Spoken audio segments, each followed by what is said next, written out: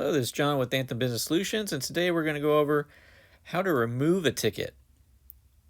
So let's go into this one here.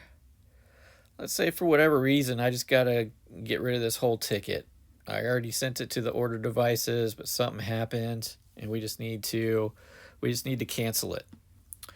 So that's in the checkout screen. So if we go to checkout, then we'll see the option to void ticket. And this is different from the void items because void items is the individual items that you have to select.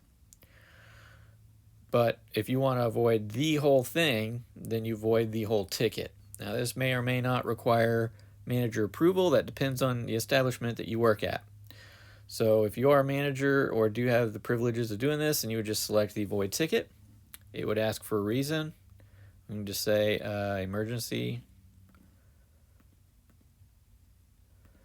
And then we hit the void button. And there, now it removes the whole ticket. Now if I go to search, keep in mind it will show up there and it will show as a canceled item.